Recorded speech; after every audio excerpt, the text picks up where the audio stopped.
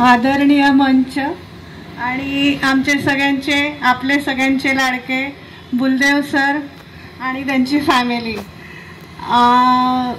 Sir आम्हाला असं अजून बऱ्याच जणांना बोलायचं आहे, पण ॲडमिनिस्ट्रेशन स्टाफकडनं काही झालं नाही तर मला असं वाटतं की ते अर्धवट राहील, म्हणून आम्ही वेळ घेतलेला आहे. तरी सगळ्यांनी त्याच्याकडे म्हणजे दुर्लक्ष करावं असं मला वाटतं, कारण एजंटांकडनं बरेच स्पीचेस आले आणि ते तर येणारच. जसं की मी सुरुवातीलाच म्हटलं, विकास अधिकारी त्यांनी 150 एजंट नव्हे तर 150 फॅमिलीज घडवल्या आणि त्याचे अनुभव आपण आत्ताच ऐकले.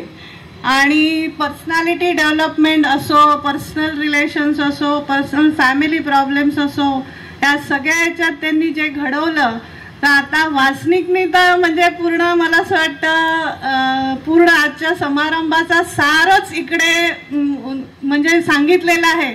त्यामुळे त्याचे पुढचे सगळे भाषण म्हणजे त्याला काही अर्थ राहणार नाही असे आहेत. पण तरीही आमच्याकडनंही त्यांना शुभेच्छा आहे, आमचेही काही मनोगत आहे, याच्यासाठी मी इथे आलेली आहे. एकच गोष्ट मला असं वाटतं आत्तापर्यंत सगळ्यांनी जे म्हटलं त्याच्यातनं एक गोष्ट सुटली म्हणता येणार नाही, पण थोडीशी अधोरेखित करण्यात आली नाही. ती म्हणजे टेक्निकल नॉलेज. बुलदेव सरांनी आता जनरली आपण म्हणू की आता ते 60 वर्षाचे झाले, म्हणजे ही नेक्स्ट आधीची पिढी झाली, आता नेक्स्ट पिढी येत आहे.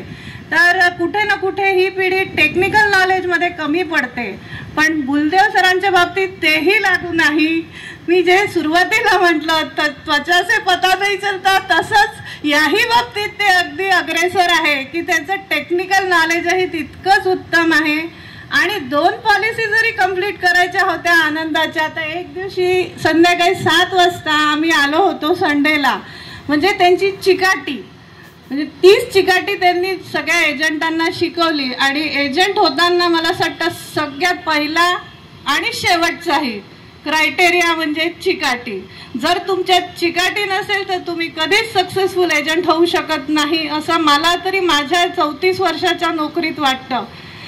तर बुलदेव सरांनी ती चिकाटी, ती पर्सनॅलिटी डेव्हलपमेंट असो किंवा हे सगळं तर शिकवलंच, पण जसं की त्यांनी पवनला आणि पवन सोबत मला असं वाटतं प्रज्ञालाही, पवनची मिसेस प्रज्ञा, तिलाही एजन्सी पण दिली आहे आणि त्यांना दोघांना आनंदामध्ये एक्सपर्ट केलेलं आहे.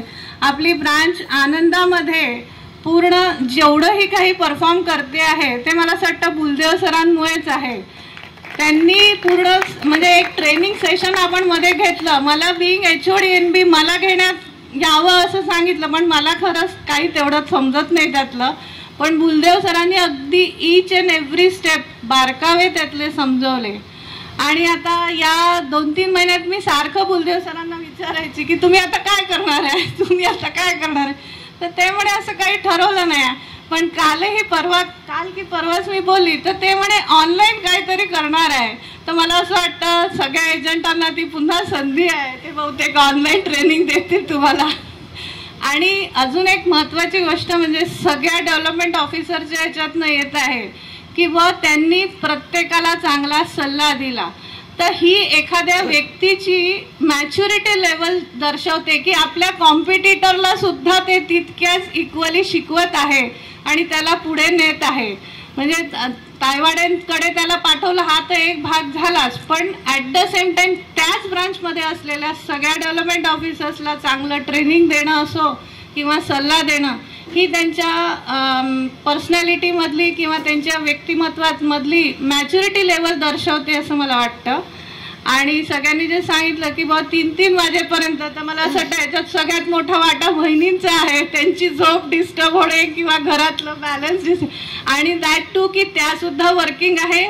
नुसत्याच वर्किंग नव्हे तर त्या प्रिन्सिपल लेवलला आहेत, म्हणजे ऑन पोस्ट नसतील पण मला वाटतं ऑफ रेकॉर्ड आत्ताच आमचं बोलणं झालं काल बुलदेव सरांची, तर ते म्हणे की जस्ट की ती मिशनरी स्कूल आहे म्हणून she is not principal there, but she is equal to rather more than principal असं त्या शाळेत त्यांचं नाव आहे.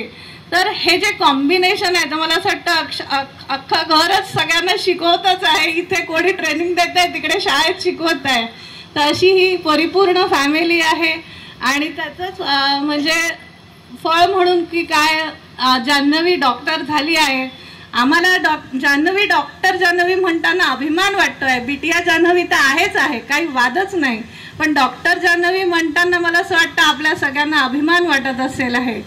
मी त्यांना त्यांच्या पुढील आयुष्यासाठी निरोगी तर ते आहेतच, त्यांनी असेच राहावे आणि सगळ्यांना असंच काय म्हणतात त्याला मोटिवेशन आणि गायडन्स देत राहावं एवढं म्हणून माझे 2 शब्द संपवते.